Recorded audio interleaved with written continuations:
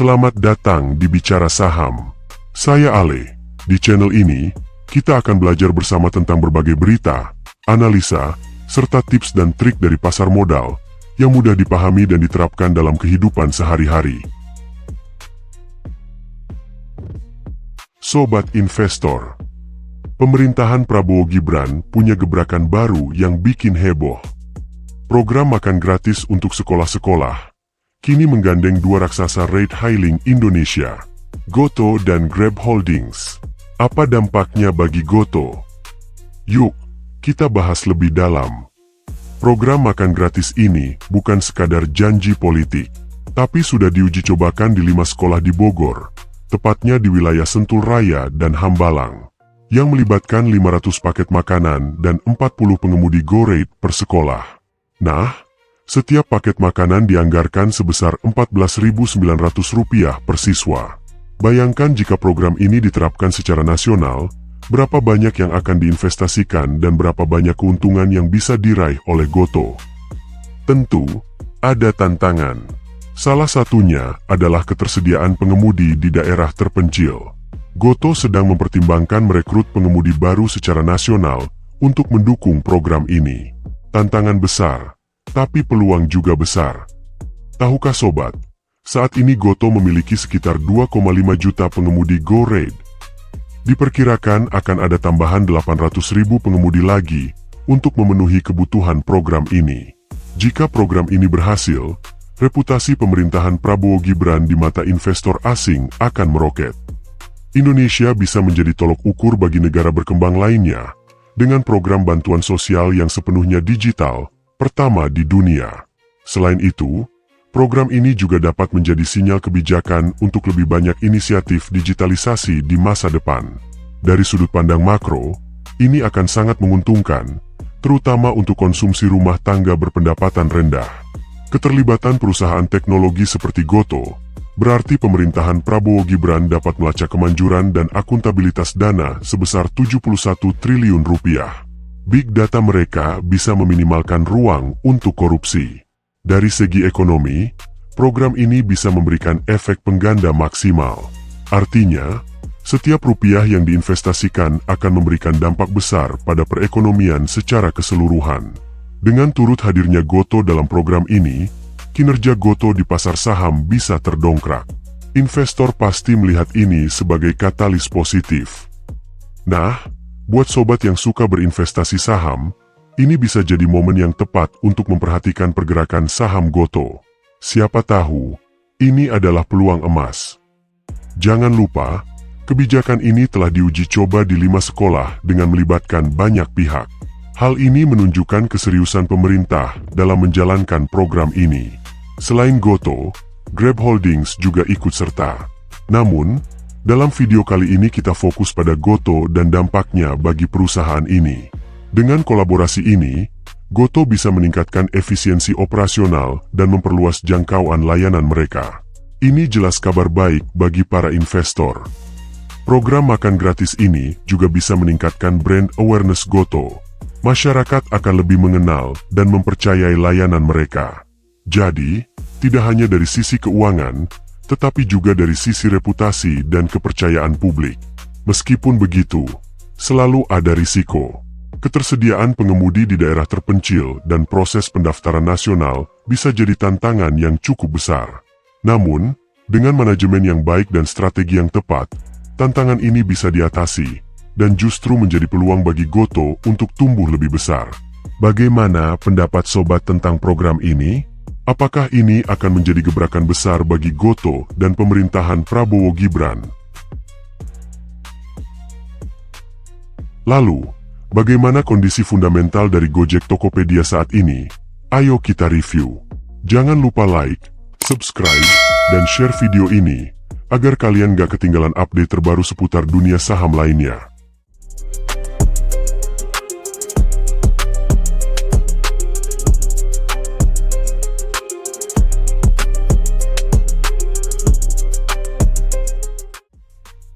Di sisi lain, saat kita melihat lebih dalam ke laporan keuangan Gotoh, ada beberapa angka menarik yang bisa kita cermati.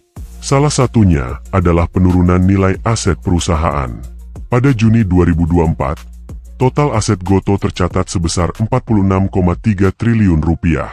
Angka ini menurun dari 54 triliun rupiah pada Desember 2023, menunjukkan pengurangan sebesar 7,7 triliun rupiah. Mungkin sobat bertanya-tanya, apa yang menyebabkan penurunan signifikan ini? Penurunan nilai aset ini mencerminkan strategi efisiensi dan penataan ulang portofolio yang dilakukan oleh manajemen Gotoh. Mereka berfokus pada optimalisasi sumber daya dan pengurangan aset yang kurang produktif. Tidak hanya aset, ekuitas Gotoh juga mengalami penurunan. Pada Juni 2024, nilai ekuitas tercatat sebesar 33,5 triliun rupiah, turun dari 35,7 triliun rupiah pada Desember 2023. Penurunan ini sebesar 2,2 triliun rupiah menandakan adanya langkah-langkah strategis yang diambil oleh perusahaan untuk memperkuat struktur keuangannya. Meskipun angka-angka ini terlihat menurun, mereka sebenarnya menggambarkan penyesuaian yang diperlukan untuk memastikan Gotoh tetap kompetitif dan efisien di pasar yang semakin ketat. Penurunan ekuitas ini bisa jadi merupakan bagian dari upaya restrukturisasi dan investasi ulang yang dilakukan perusahaan. Jadi, apa arti semua ini bagi masa depan Gotoh?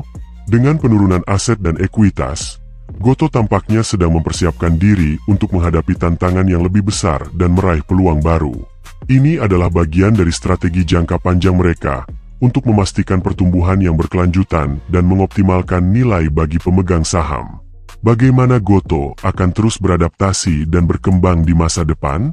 Itulah yang membuat kita semua penasaran dan menunggu perkembangan berikutnya. Dan ada kabar baik lainnya. Penjualan bersih Gotoh mengalami peningkatan yang signifikan. Pada semester pertama 2024, pendapatan bersih Gotoh bertambah 12,4%, dari 6,8 triliun rupiah menjadi 7,7 triliun rupiah. Angka ini bukan hanya sekedar statistik, tetapi bukti nyata dari pertumbuhan dan adaptasi Gotoh dalam menghadapi tantangan pasar. Peningkatan pendapatan bersih ini mencerminkan kepercayaan pelanggan yang semakin tinggi terhadap layanan yang disediakan oleh Gotoh. Dengan berbagai inovasi dan layanan yang terus ditingkatkan, Gotoh berhasil menarik lebih banyak pengguna, memperluas basis pelanggan mereka, dan meningkatkan transaksi di berbagai platform. Tidak hanya pendapatan yang meningkat, tetapi Gotoh juga berhasil mengurangi liabilitas mereka secara signifikan. Pada Desember 2023, liabilitas Gotoh tercatat sebesar 18,3 triliun rupiah. Namun, pada Juni 2024, liabilitas ini berhasil ditekan menjadi 12,8 triliun rupiah, sebuah penurunan yang luar biasa. Penurunan liabilitas ini menunjukkan komitmen Gotoh untuk mengelola keuangan dengan lebih efektif dan efisien. Dengan mengurangi liabilitas, Gotoh berhasil memperkuat posisi keuangan mereka, membuat perusahaan lebih stabil dan siap menghadapi berbagai tantangan di masa depan. Jadi, apa yang bisa kita harapkan dari Gotoh ke depannya? Dengan peningkatan pendapatan bersih dan pengurangan liabilitas, Gotoh berada dalam posisi yang sangat kuat untuk terus berkembang dan menghadirkan lebih banyak inovasi. Ini adalah tanda-tanda positif bahwa Gotoh akan terus menjadi pemain utama di industri teknologi dan layanan digital. Bagaimana strategi berikutnya dari Gotoh? Apa inovasi baru yang akan mereka luncurkan? Semua pertanyaan ini membuat kita semakin penasaran untuk mengikuti perkembangan mereka. Keberhasilan Gotoh dalam memperbaiki total liabilitasnya sebesar 5,51 triliun rupiah, atau setara dengan 29,97%, menjadi salah satu pencapaian penting dalam memperkuat posisi keuangan perusahaan. Penurunan ini terutama disebabkan oleh penurunan utang escrow dan lain-lain sebesar 3,08 triliun rupiah. Utang tersebut sebagian besar berasal dari platform Tokopedia. Menariknya, mulai 1 Februari 2024, PT Tokopedia telah didekonsolidasi dari laporan keuangan Gotoh. Apa yang menyebabkan ini terjadi? Perubahan besar ini dikarenakan penyelesaian perjanjian pengambil bagian saham sebagai bagian dari investasi strategis TikTok kepada PT Tokopedia pada tanggal 31 Januari 2024. Investasi ini mengubah struktur kepemilikan dan operasional Tokopedia, menjadikannya bagian dari kemitraan strategis antara Tokopedia dan TikTok. Dalam laporan keuangan konsolidasi Gotoh, penurunan saldo utang escrow dan lain-lain ini dikategorikan sebagai transaksi non-operasional dan one-off. Artinya, Meskipun ini adalah pengurangan yang signifikan dalam utang, tidak ada dampak langsung terhadap kinerja operasional Gotoh.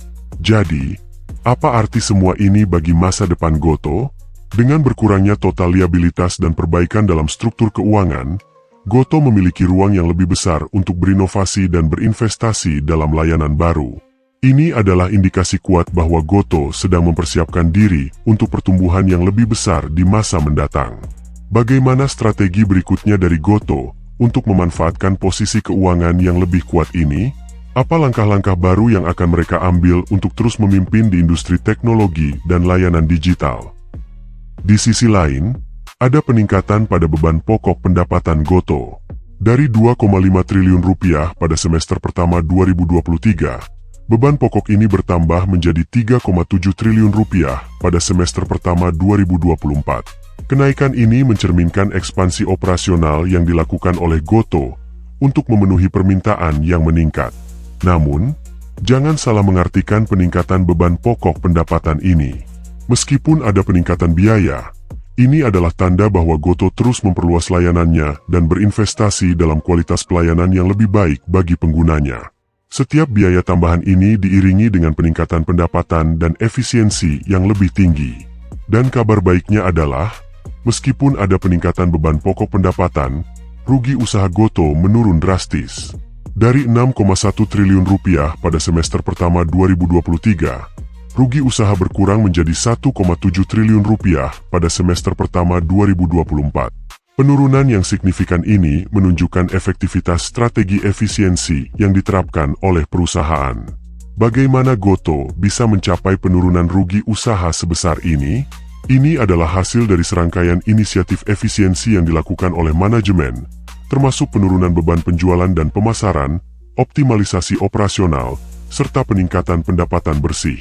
Semua ini adalah bagian dari upaya Gotoh untuk mencapai kinerja keuangan yang lebih sehat. Penurunan rugi usaha ini juga membuka peluang bagi Gotoh untuk lebih fokus pada inovasi. Dengan rugi usaha yang semakin kecil, Gotoh memiliki ruang yang lebih besar untuk berinvestasi dalam proyek-proyek strategis yang dapat mendorong pertumbuhan di masa depan. Jadi, apa langkah selanjutnya bagi Gotoh? Dengan peningkatan efisiensi dan penurunan rugi usaha, Gotoh berada pada jalur yang tepat untuk mencapai profitabilitas. Bagaimana mereka akan memanfaatkan posisi keuangan yang lebih kuat ini? Apa inovasi baru yang sedang mereka persiapkan? Selain itu, Gotoh juga berhasil menurunkan beban umum dan administrasi mereka. Dari 2,9 triliun rupiah pada semester pertama 2023, beban ini menurun menjadi 2,4 triliun rupiah pada semester pertama 2024. Penurunan ini menunjukkan upaya Gotoh untuk meningkatkan efisiensi di berbagai aspek operasional perusahaan. Pengurangan beban umum dan administrasi ini adalah hasil dari berbagai inisiatif yang diterapkan untuk mengoptimalkan biaya dan meningkatkan produktivitas. Ini adalah langkah strategis yang penting dalam perjalanan Gotoh untuk mencapai keseimbangan finansial yang lebih baik dan memperkuat fondasi bisnis mereka. Namun, ada satu area yang perlu diperhatikan, yaitu manfaat pajak penghasilan. Manfaat ini berkurang dari 244,3 miliar rupiah pada semester pertama 2023 menjadi 51,7 miliar rupiah pada semester pertama 2024. Penurunan ini mungkin mengejutkan, tetapi penting untuk memahami konteks di balik angka ini. Penurunan manfaat pajak penghasilan ini bisa jadi merupakan hasil dari perubahan dalam struktur pajak atau insentif yang diterima perusahaan. Meskipun ini tampak seperti penurunan yang signifikan, Gotoh tetap berfokus pada peningkatan efisiensi dan pertumbuhan pendapatan untuk mengimbangi perubahan ini. Bagaimana Gotoh akan menghadapi tantangan ini? Dengan strategi yang sudah terbukti efektif dalam mengurangi beban dan meningkatkan pendapatan, perusahaan ini memiliki fondasi yang kuat untuk terus tumbuh, meskipun ada perubahan dalam manfaat pajak penghasilan. Penurunan ini juga menyoroti pentingnya inovasi dan penyesuaian dalam strategi bisnis Gotoh. Dengan mengurangi beban dan terus meningkatkan efisiensi, Gotoh siap menghadapi berbagai tantangan dan memanfaatkan peluang untuk pertumbuhan lebih lanjut. Jadi, apa yang akan dilakukan Gotoh selanjutnya? Dengan strategi yang sudah terbukti dan komitmen untuk terus berinovasi, Gotoh berada di jalur yang tepat untuk mencapai tujuan mereka. Tidak hanya itu, Goto juga mencatat penurunan signifikan dalam rugi periode berjalan.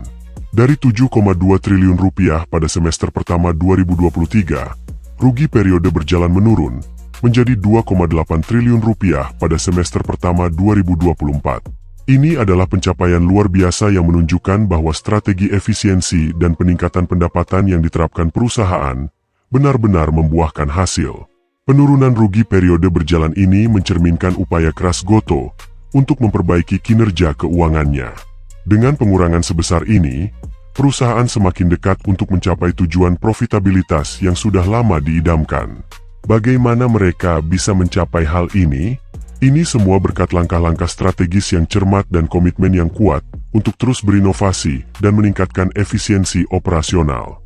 Namun, ada satu metrik penting yang harus kita perhatikan, yaitu net profit margin. Berdasarkan data semester pertama 2024, net profit margin Goto berada di angka minus 34,8%. Meskipun masih negatif, ini adalah langkah besar ke arah yang benar, mengingat berbagai tantangan yang dihadapi perusahaan dalam beberapa tahun terakhir.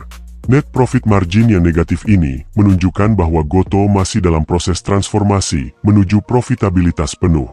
Dengan berbagai inisiatif yang telah dilakukan, seperti penurunan beban umum dan administrasi serta peningkatan pendapatan bersih, Goto menunjukkan bahwa mereka berada di jalur yang benar.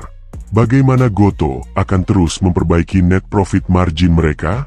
Dengan fokus pada peningkatan efisiensi operasional, inovasi produk, dan ekspansi layanan, perusahaan ini memiliki potensi besar untuk mencapai margin yang lebih positif di masa depan. Setiap langkah kecil menuju profitabilitas adalah bukti dedikasi mereka untuk menciptakan nilai bagi pemegang saham dan pelanggan. Jadi, apa yang bisa kita harapkan dari Goto ke depannya? Dengan penurunan rugi periode berjalan yang signifikan dan langkah-langkah strategis yang cermat, Goto berada di posisi yang kuat untuk terus tumbuh dan berkembang.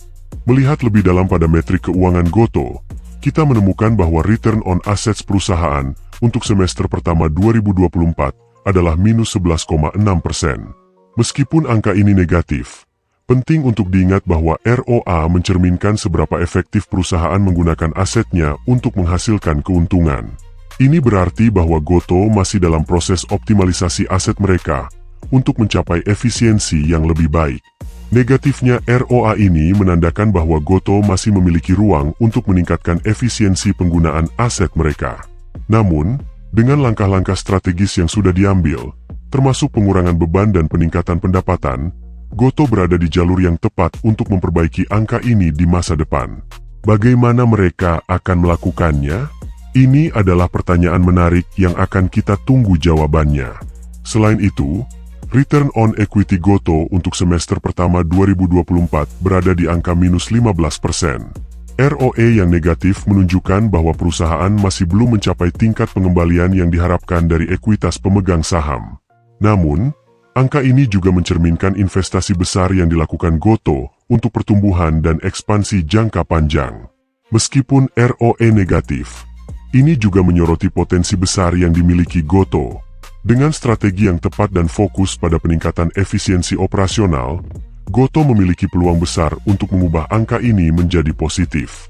Setiap langkah menuju perbaikan ROE adalah tanda bahwa perusahaan bergerak ke arah yang benar.